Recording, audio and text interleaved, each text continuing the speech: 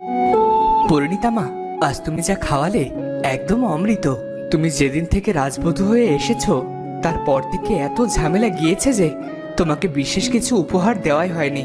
এই নাও, এটা রাজবাড়ির সিন্ধুকের চাবি। আজ থেকে রাজবাড়ির সিন্ধুকের দায়িত্ব তোমার।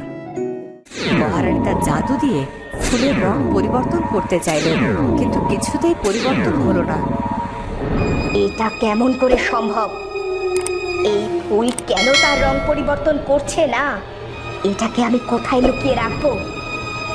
যদি কোনোভাবে এটা রাজবৈদ্য আবার দেখার জন্য ছুটে আসে, তখন কি হবে?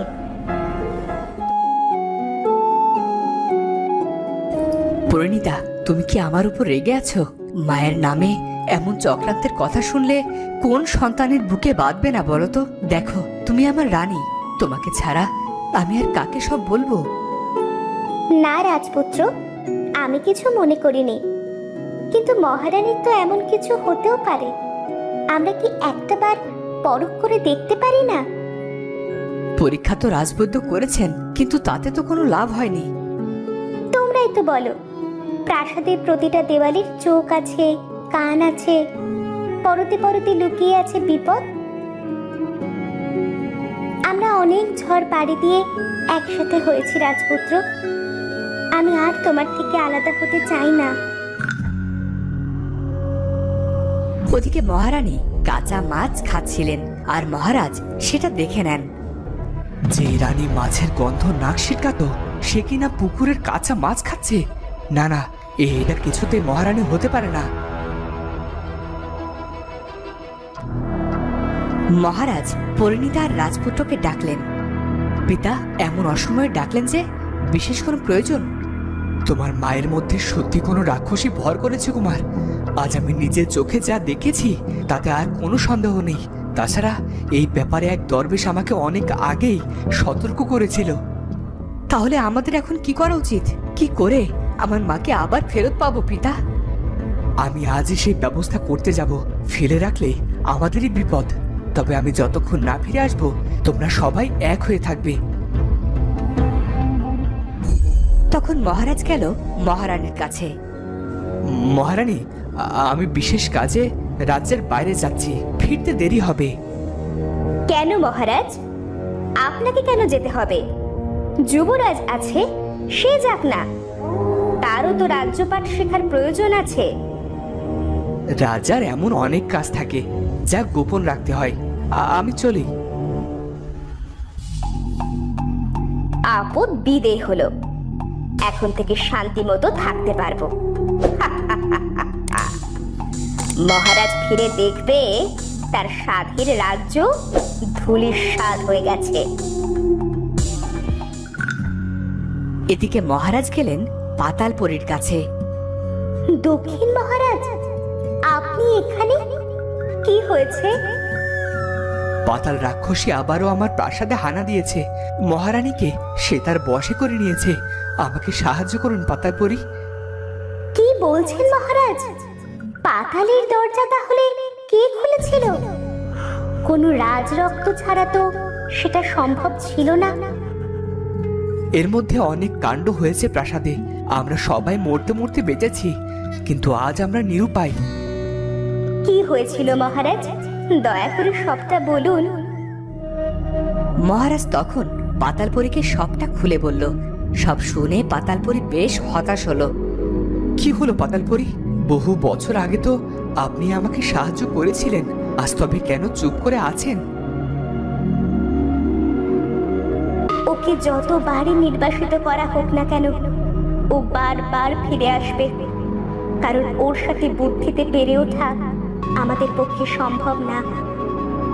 তাহলে আমি এখন কি করব? আমার রাজ্যের যে ভয়ানক বিপদ, কিছু করুন পাতালপুরী। এই বোতামটা রাখো। এর ভেতরে একটা ছোট্ট নীল রত্ন রেখে মহারানীর কাছে রাখবেন। রাক্ষসীকে বধ করার উপায় হলো লোভ। ও যখনই এর ভেতর প্রবেশ করবে তখনই এটার মুখ বন্ধ করে দূরের কোনো নির্জন জায়গায় এটা পুঁতে দিতে হবে, যাতে কখনো আর রাক্ষসী বেরিয়ে আসতে না পারে। কিন্তু মহারানী, মহারানীর কি হবে? আপনার মহারানী আর এই পৃথিবীতে নেই মহারাজ। আপনি যাকে মহারানীর রূপে দেখছেন তাকে কখনো আয়নায় দেখেছেন? আসলে সে যে এক রাক্ষসী, যে আপনাদের আবেগ নিয়ে খেলছে। শুধু তাই নয়, বিষকন্যার বাবার ফিরে আসা, নাগমণি হারিয়ে যাওয়া, যুবরাজের ফিরে আসা, সব রাক্ষসীর একটা মায়া ছাড়া আর কিচ্ছু না। কি বলছেন আপনি? আমি ঠিকই বলছি, কারণ রাজবধূ আর যুবরাজকে আলাদা করতে পারলেই অর্ধেক রাজত্বই ওর নিজের দখলে চলে আসবে। ইতোমধ্যে আপনার রাজ্যের বেশিরভাগ পশুকেই সে হত্যা করে খেয়ে নিয়েছে। এবার কি তবে মানুষের পালা? না না, যেমন করেই হোক ওই রাক্ষসীকে আমাদের বন্দি করতেই হবে। ধন্যবাদ পাতাল রানী, আমি এখন আসি।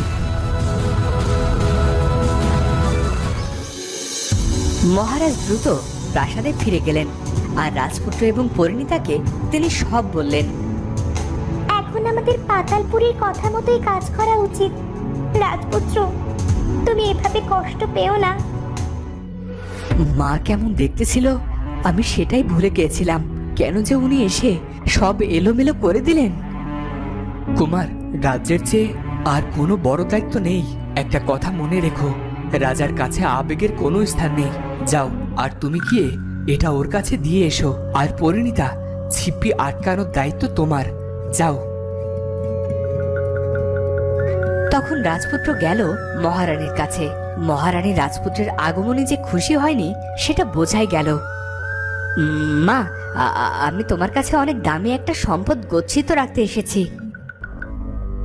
মা, এটা ভুল হাতে পড়লে বিপদ। এর মধ্যে নাগমণি রাখা আছে। এটা তুমি গুপ্ত স্থানে লুকিয়ে রাখো।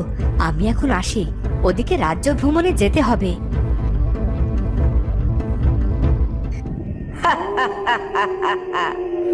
বোকা রাজপুত্র, তুই নিজেও জানিস না তুই এটা কি করলি। এই নাগমণি পারবে আমার হারানো শক্তি ফিরিয়ে দিতে। না না, আর দেরি নয়। তখন রাক্ষসী মহারানী তার আয়তন ছোট করে বোতলে প্রবেশ করলো, কিন্তু সে দেখলো এটা একটা সাধারণ মণি। আমাকে কেন ঠকালো রাজপুত্র? এত বড় সাহস ওর হয় কি করে? আমি ওকে এমন শিক্ষা দেব, পালানোর পথ পাবে না। তখনই ছুটে এসে পরিণীতা ছিপির মুখ বন্ধ করে দিল। ওরে, আমাকে এখান থেকে বের কর। আমার দম বন্ধ হয়ে গেলে আমি তো মরে যাব। আমাকে ছেড়ে দে। মহারানীর কোনো কথাই বাইরে থেকে শোনা যাচ্ছিল না।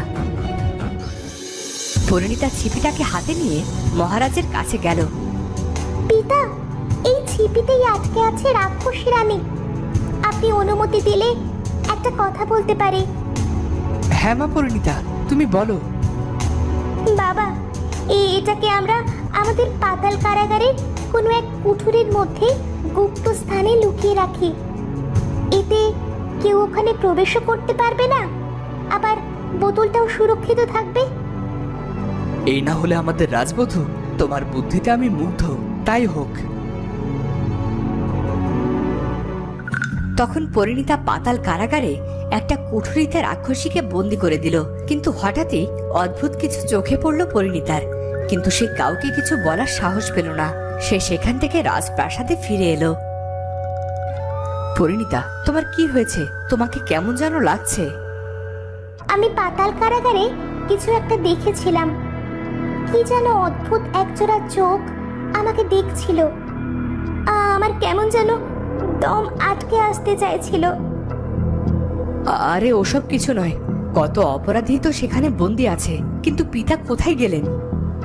তার মনের ঠিক নেই, তাই হয়তো শিকারে বেরিয়েছে।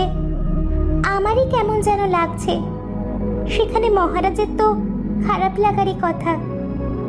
আগামীকাল কালো কুয়ার দরজা খোলা হবে। কত বন্দি যে সেখানে আটকা যাবে তার কোনো হদিসই নেই। কালো কুয়ো? কি হয় সেখানে? ফাঁসির আসামিরা সেখানে বন্দি থাকে। কালো কুয়োতে শুনেছি এক জল্লাদের আত্মা বাস করে।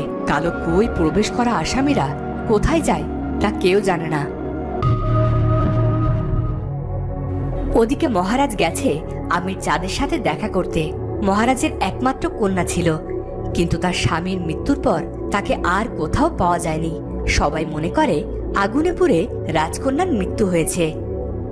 আমির চাঁদ, আমি তোমাকে প্রাসাদে ফিরিয়ে নিতে এসেছি। তুমি যাবে আমার সাথে? নানা যান, তুমি এসেছো?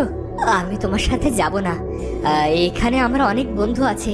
তাছাড়া আমার মা তো আমাকে তোমার সাথে থাকতে বলেনি। তাই বলে আমার নাতি হয়ে আমির চাঁদ এই আশ্রমে বড় হবে?